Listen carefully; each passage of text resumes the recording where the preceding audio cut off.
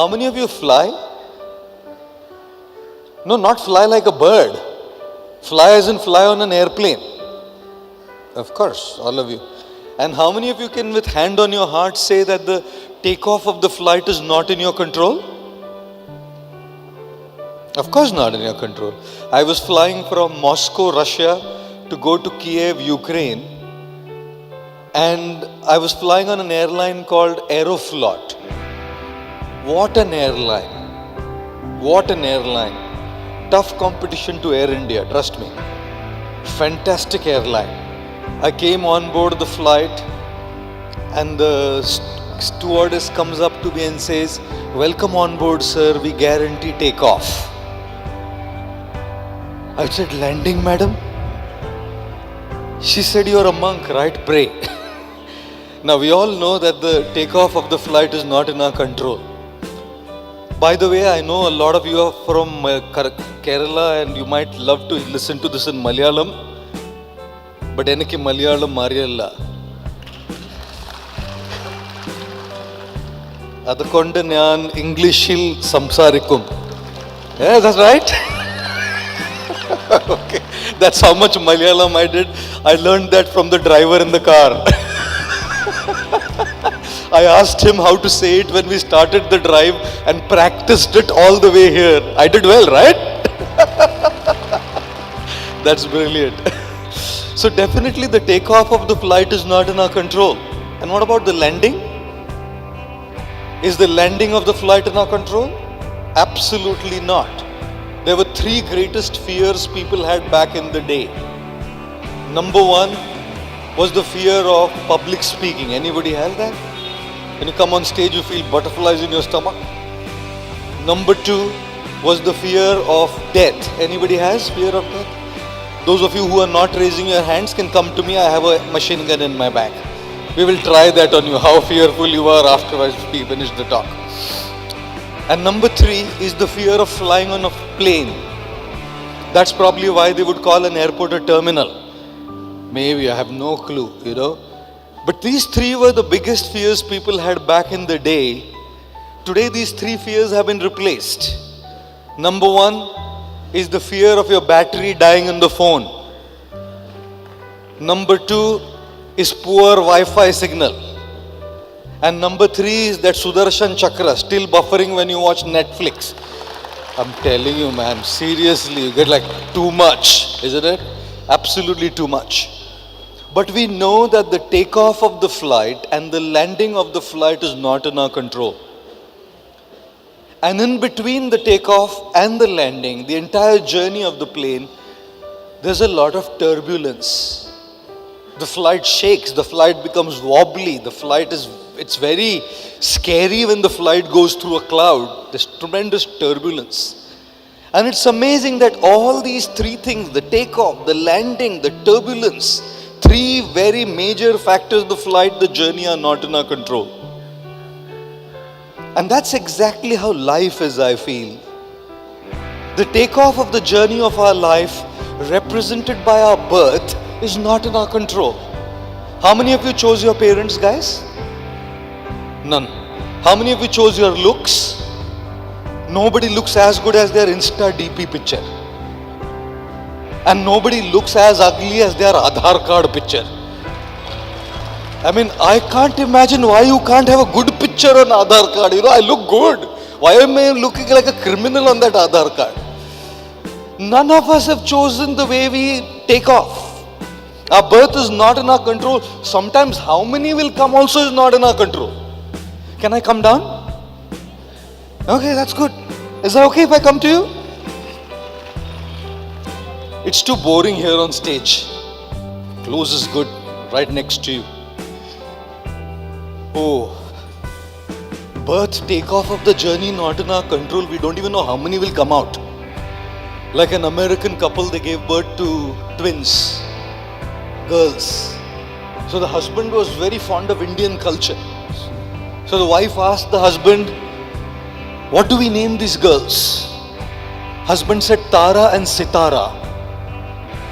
Wife said, "Great names."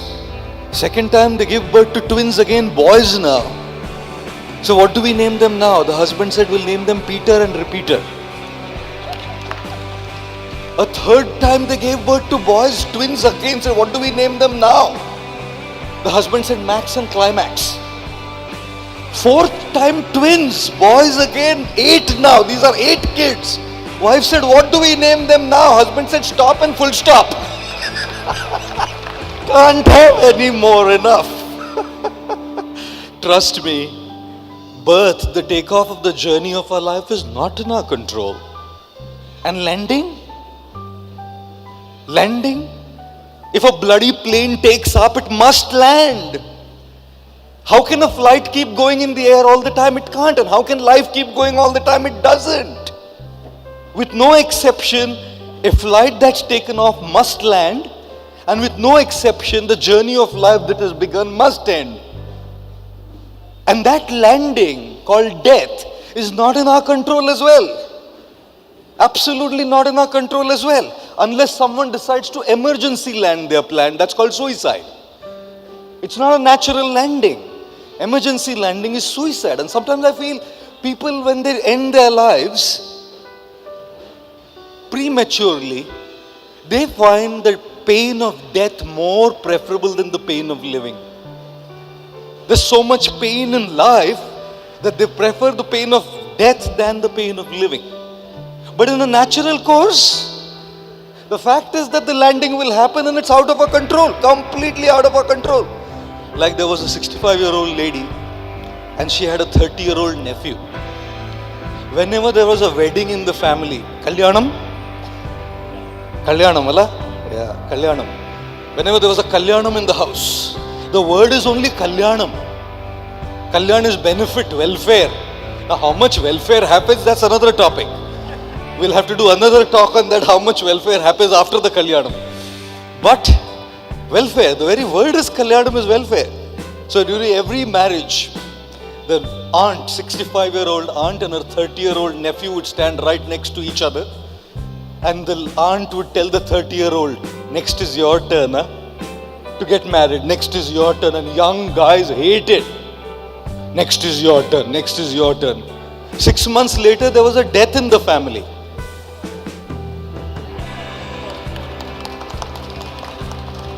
Both went for the funeral. Both stood right next to each other. This time the nephew said, next is your turn. Trust me. Whose turn is next, we don't know. When that turn comes, we don't know. But the fact is that a flight does take off and it does land. The journey of life does take off and the journey of life does end. The problem is, birth is an event. It happens, done. Death is an event. It happens, done. We don't want to talk about that bloody stuff. Sometimes spirituality is so much about talking about death. Why do we want to talk about death? Have you been given life to talk about death and focus on death? Landing is an event. Takeoff is an event. The journey is what's important. Between the takeoff and the landing, there's an entire journey called life. And living that life, living that journey is extremely crucial, extremely beautiful. We want to make that journey beautiful. We want to make that journey meaningful. We want to make that journey joyful. We want to make that journey purposeful. We're not focused on death. We're not focused on life. You know what? When you fall in love with somebody, how many of you are in love with somebody? Oh wow. I'm not asking who. I'm just asking if you're in love with somebody. Wow. Amazing, isn't it? And if you find the person whom you love to get married to, oh my God. Most times, the person whom you get married to is someone whom you never wanted. And the person whom you wanted becomes the password of your email ID. For the rest of your life, you keep looking at once upon a time. And you don't give the password to your spouse. Because if you give the password to your spouse, they know what's happening. Isn't it? I'll tell you what, guys. Getting on your wedding day is an event. Marriage is a journey. Wedding will get over. The festivities will get over. The sadhya will get over. The wedding food will all get over. Responsibilities of the journey will continue. Getting admitted into a college and getting a good degree is an event. One guy was standing outside an MBA college filling his form to get admission into MBA, and he's asking the watchman, "Sir, how is the college?" Watchman said, "Very good college. I did my MBA from here only." Right, so just in case things don't work, you have a good job for yourself. I'll tell you what, all these are events. Getting a degree is an event, a career is a journey. Wedding is an event, marriage is a journey. Birth and death are events, life is a journey. And in living, you know what's happened with a lot of us? We focus so much on the destination, we forget the journey. I want to become a billionaire, but what about the years till you get there? I want to be successful, but what about those years until you get there? Are you going to be miserable? Are you going to be in pain? We are so much focused on the destination of reaching somewhere that we forget to enjoy and live the journey of our life. And that's precisely why takeoff is an event, landing is an event, birth and death are events. Between the takeoff and landing, the journey of our life is where we need to live well. Life has been given to us not to earn money. Life has been given to us to live well. And earning money is a very crucial part, of course. Very crucial part. One teacher came to a class and said to a boy called Varun, "Varun, what do you want to be when you grow up?" Varun said, "Madam, I want to be multi-billionaire. I want 365 cars, one for each day of the year. I want 20 houses, one private chartered jet." Teacher said, "I asked you what you wanted to be, not to write an essay." Then she turned to a girl whose name was Pooja, said, "Pooja, don't answer like this guy in essay form. Tell in 2 words what you want to be when you grow up." Pooja said, "Varun's wife." Let this guy, fellow, do all the earning, you get married and everything is sorted. My God.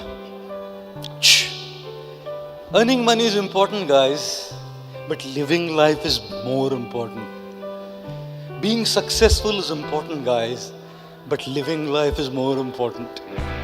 Achievements are important, guys, but living life is more important. Becoming famous and established in the society is important, guys, but living life is more important.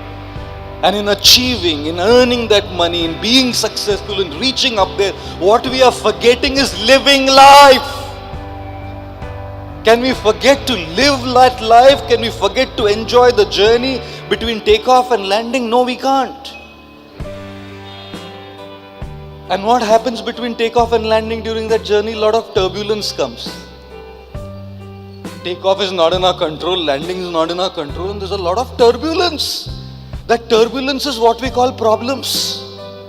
That turbulence is what we call challenges. That turbulence is what we call issues. That turbulence is what we call difficulties. That turbulence is what we call trying circumstances.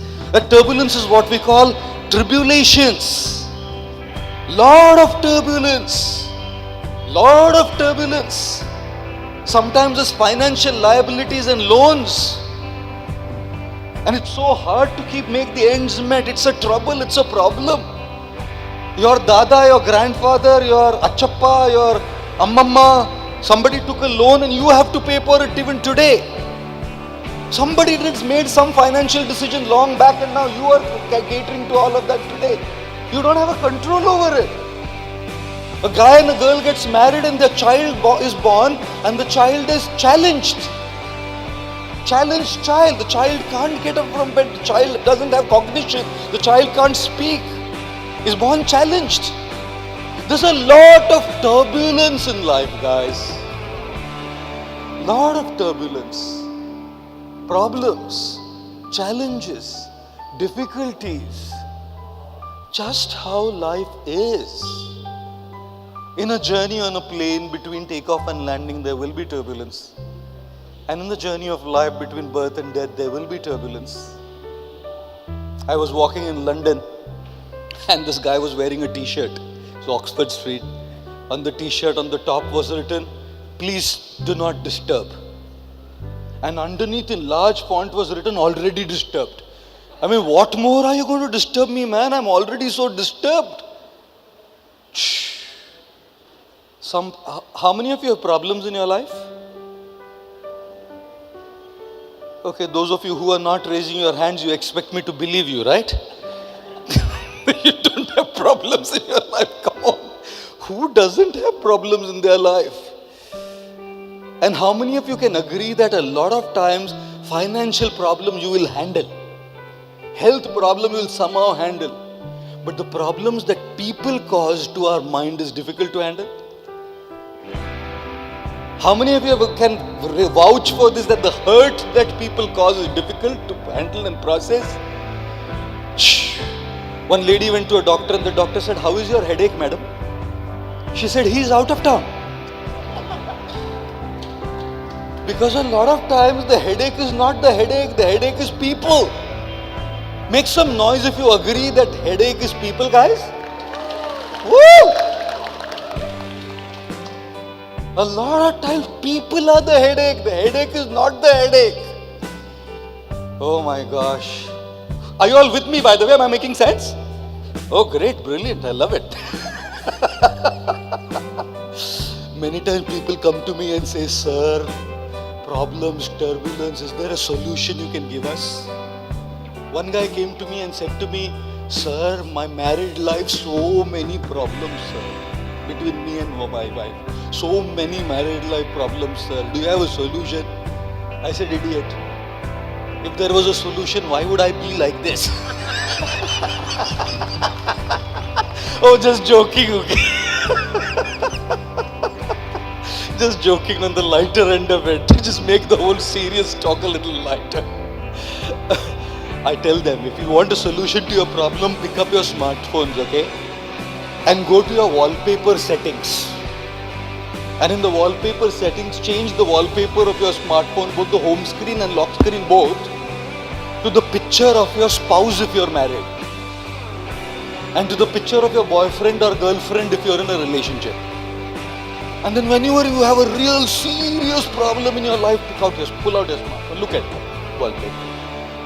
And tell yourself, if I can handle this thing, I can handle any bloody damn thing in my life, you know.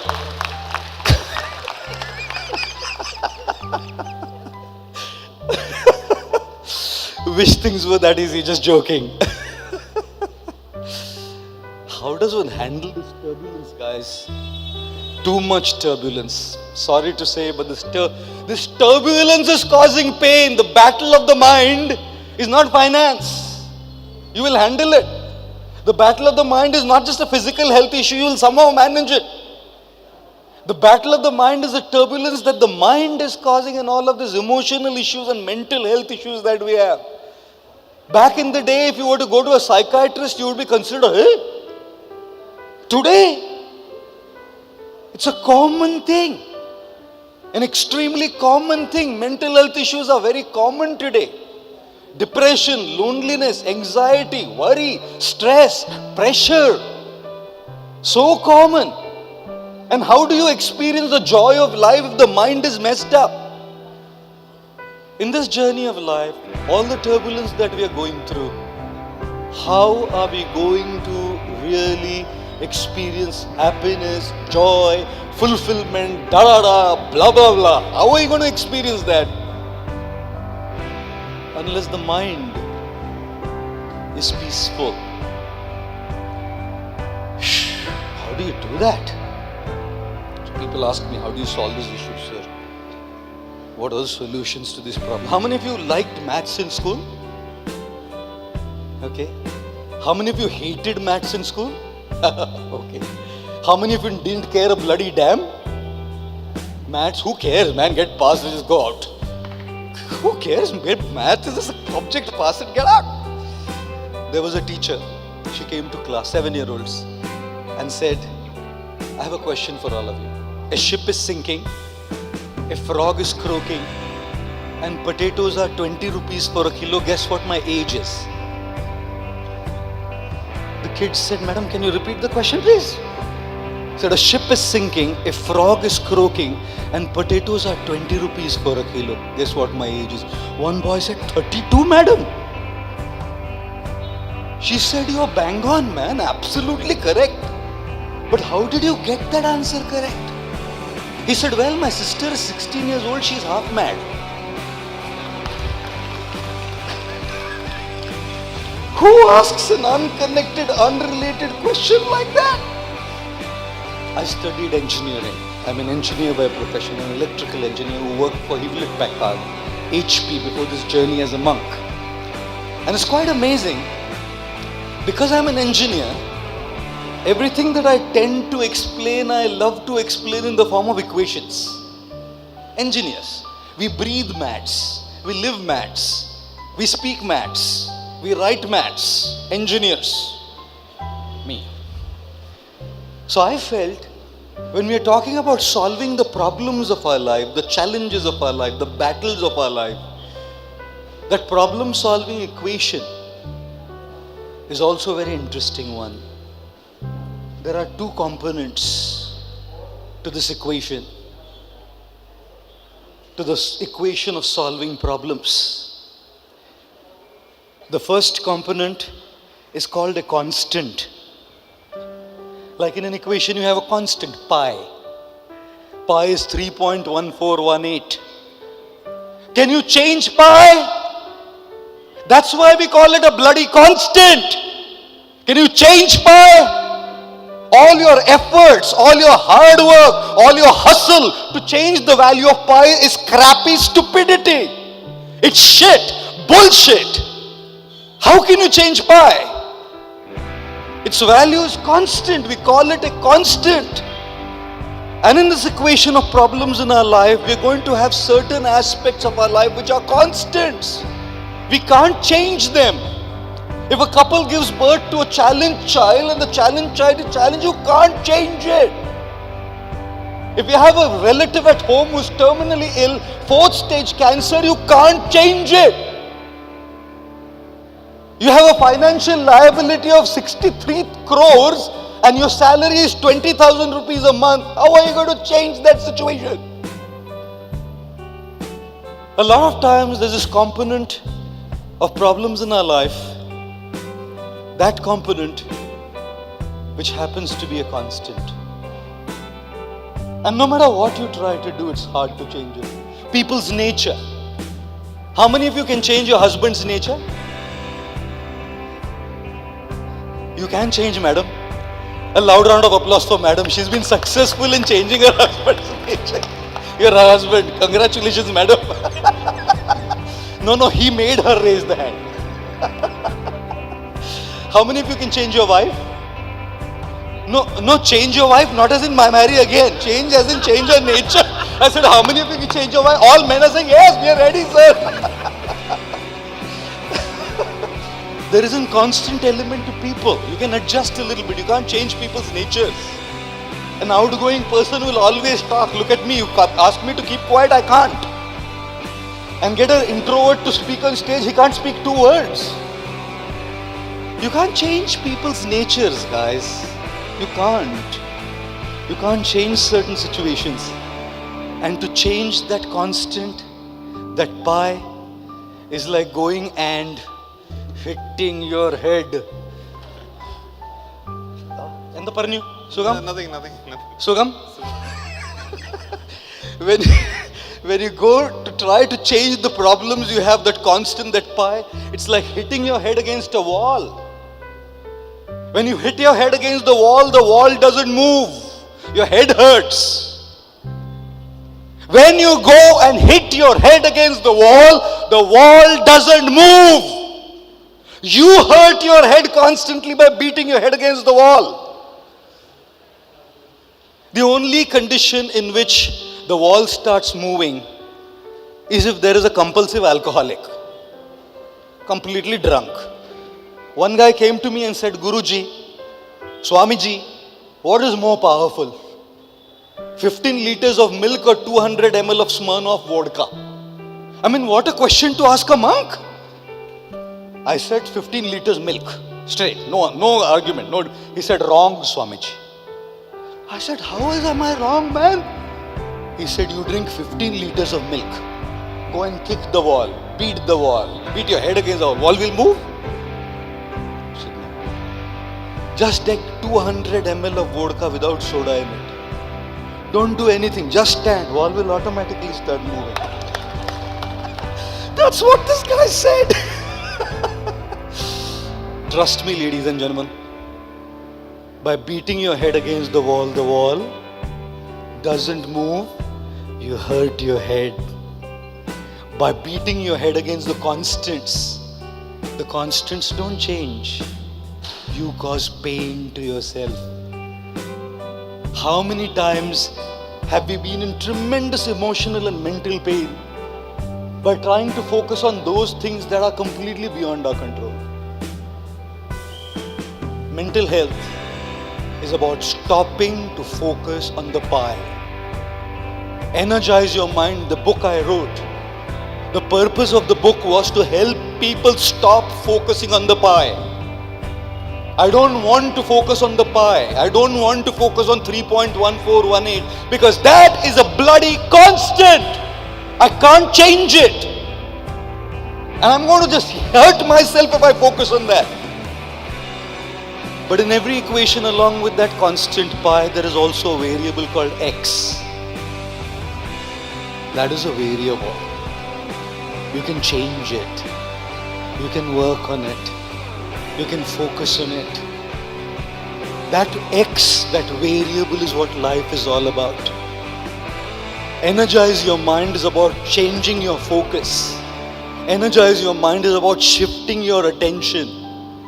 Not giving your attention to your constants, giving your attention to your variables. Because when you focus on the variables, you can do something about life. The more you focus on the pie, you will be depressed. The more you focus on the X, you will feel hope. The more you focus on the pie, you will feel disempowered. The more you focus on the X, you will feel empowered. The more you focus on the pie, you will feel paralyzed. The more you focus on the X, you will feel the motivation and the inspiration to transform and change your life. Which is precisely why focusing on that X is very, very crucial. The variable. What can I do about it? What can I do about what is within my control? I may have a loan of 63 crores and whoever's taken it before me, and my monthly salary is 20,000 and I know it's beyond me. What can I do to go to somebody to help me find peace? I can't change it. What can I do to slowly and steadily grow my financial abilities to not to 20, even to 40,000, 30,000, 35,000? I can't go from 20,000 per month to 200,000 per month. Can I move from 20,000 to 25,000 per month? That step of 5,000 plus is a step towards your progress. But we are thinking, I want to move from 20,000 to 200,000. That doesn't work. There was a man, he had a son. And his son, he was asking him the table of 9. He said, what is 9 multiplied by 8? The guy said 92. The father gave him a chocolate. 9 multiplied by 8, 92. Father gives chocolate. The neighbor said, sir, do you know what is 9 8s are? He's saying 92, you're giving chocolate. He said, of course I know. 72. He said, he's saying 92, giving wrong answer, you're giving chocolate. Why? The father said, simple. 10 days back he was saying 132. And from 132 he has come to 92, which is 30 digits closer to the real answer. He should be rewarded. He should be rewarded. Every step that you focus on the variable, ladies and gentlemen, that is what is going to make you feel empowered. That is what will bring a little ray of hope in that turbulent journey between takeoff and landing. That is what will make you feel that I have some ray of hope somewhere. But you know what? The problem is, not the X. Not as X as in X. Nowadays when you say X, you know what comes to people's mind? Look at this guy, how much he's smiling. Enda morne.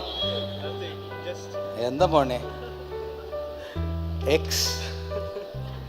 Who is the X in the equation? Look at his smile. The way you speak is making me smile. He's saying the way you speak is making me. I'm no worry, I'm just joking, okay? You're right in front of me. You're like the victim of my talk. Happy to. Oh, thank you. What's your name? Anubhav. Anubhav, thank you.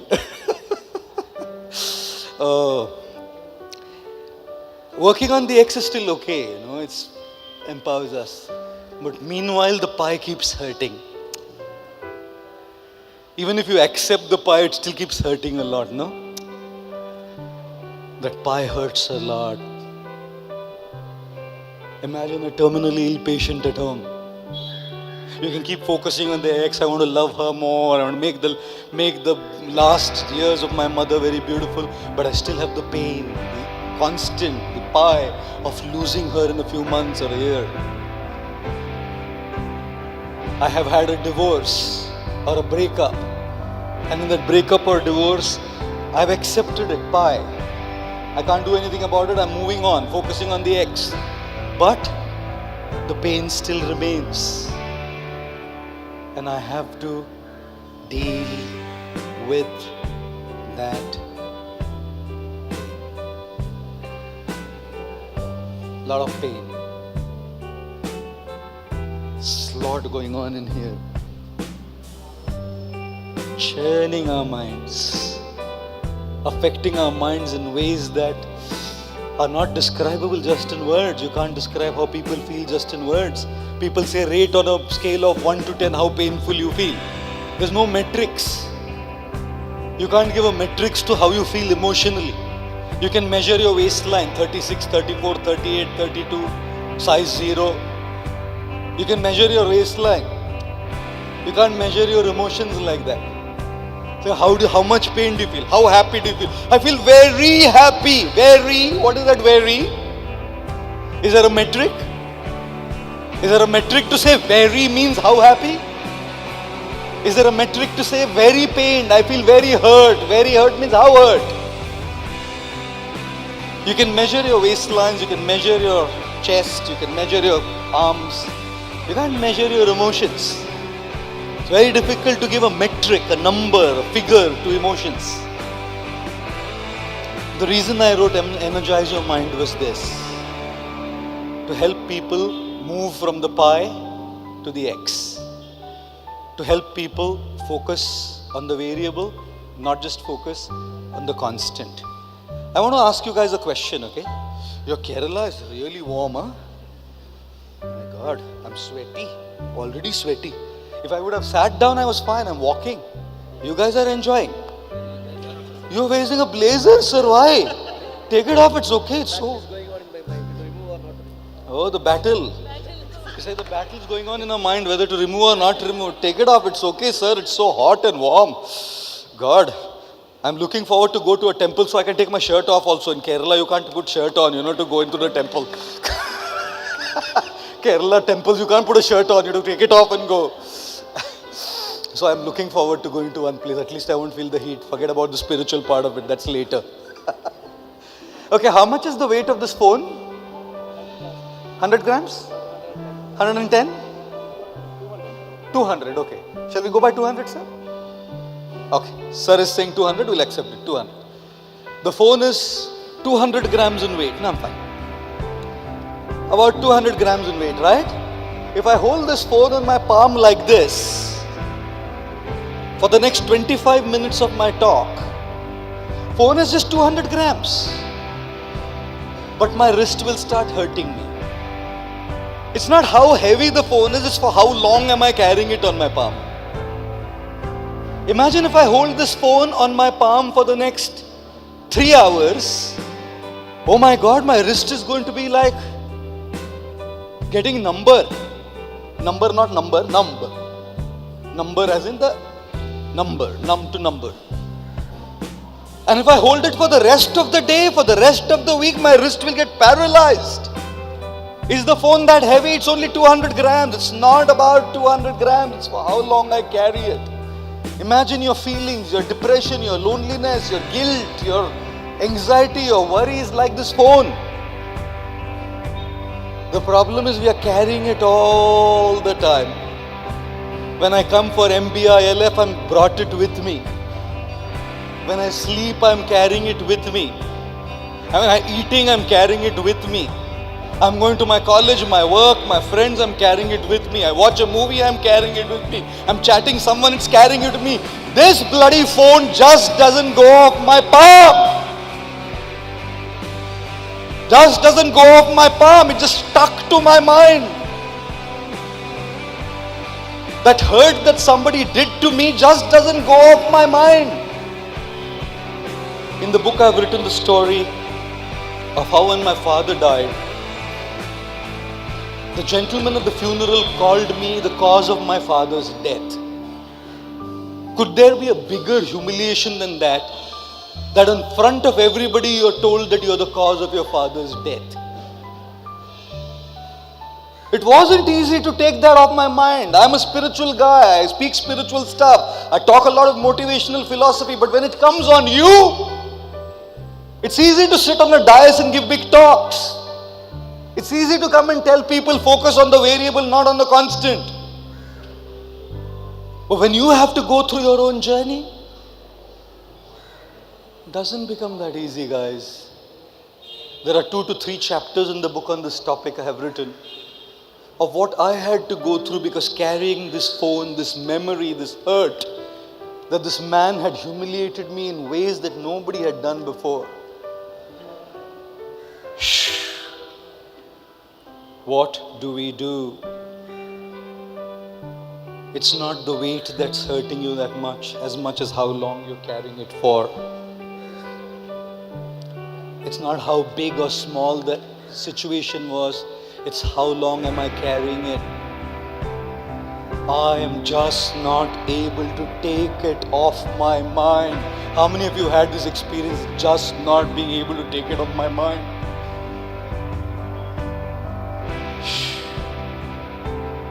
Energize Your Mind was written to help you do this, so that your mind feels a little better. And you can't take it off immediately. You can't take it off forever. It's going to be there. Don't think that it will go away. When people say forgive and forget, that's the biggest shit I've heard. That's the biggest shit I've heard. Forgive is possible, forget is not. Forgive, you can let go. Forget, you cannot. Every time that person comes in front of you, the whole episode starts again. There's always going to be a trigger that will restart the whole process again. Which is why I'm not saying that the phone has to be kept down forever. It can't be. I'm just saying every now and then, if you can keep the phone down, your wrist will feel better. And then you can once again take it and handle it rightly. What is the purpose of this book? Every now and then you need to just detox your mind. Even if it makes you feel better for a day, your mind is more recharged. Like even if I keep this phone away for 15 minutes, my wrist will start feeling a little better. So what I'm asking all of you to do is not that crap, that let go of everything. You can't. It's going to be there. What I'm asking all of you to do is just take it off every now and then. The book has varieties of exercises to do that. How do you take off your guilt? How do you deal with the chatter of your mind? How do you deal with overthinking? How do you deal with depression? Take it off. And guess what, guys? Even better than that you must do. But imagine if there was another hand that was there below your hand, arm. If there's just another hand, the weight becomes much easier to handle. One way is to take it off. every now and then. But second day is, Anubhav, can you put a palm on your hand? Here, this has become my favorite now. Give more strength, man. He's just holding it lightly. If somebody just holds your palm like this, the weight is now shared. Why are you dealing with what you're going through alone? Mental health, the issues of mental health are because we are fighting them alone. You don't have to fight them alone. Let's take out this taboo around mental health that we can't speak up. Why should we not speak up? Let's take out this taboo around mental health that we can't go to a psychiatrist, a psychologist, a therapist. Why do we have to fight all of these things alone? We don't have to fight any of these things alone, guys. In this entire process, if I just find someone who can support me, oh, how much easier life will be. And that needs a little humility. That needs a little vulnerability to say that, okay, I have a problem. I have a problem. Don't go on dragging it in your mind, guys. Life is being miserable only because of that. Speak up. Open your heart. Speak up the feelings of your heart to someone whom you trust. Take professional help if required. But speak up.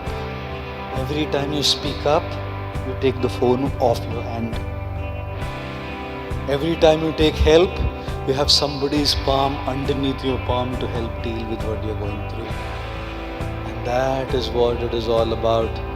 That is what the journey of life is all about. That is what energize your mind is all about. Where you actually, between the takeoff and landing, handle the turbulence like this. You focus on the X and feel empowered. And to deal with the pain of the pie, this is what you do. Take it off every now and then, journaling, gratitude, speaking to someone, and seeking help, professional if needed, to just get that support system a little bit better and truly energized. That is what will make life fully complete. Otherwise, life is anyways going to be finished, guys. Finished. Somebody asked a guy, what is the difference between the English word complete and finished? He said, if you get the right person to get married to, life is complete. If you get married to the wrong person, life is finished. But if the right one catches you in the wrong one, life is completely finished. Ladies and gentlemen, you've been a sport. It's been a great pleasure speaking to all of you. Thank you all very, very much for coming here in large numbers, and it's been a great pleasure. Oh, thank you, madam. Your cheering and rooting is the most amazing. Thank you. Yes, if there be any questions anybody has, we have a couple of minutes for questions and answers. Yes. Yes. My favorite Anubhav, yes.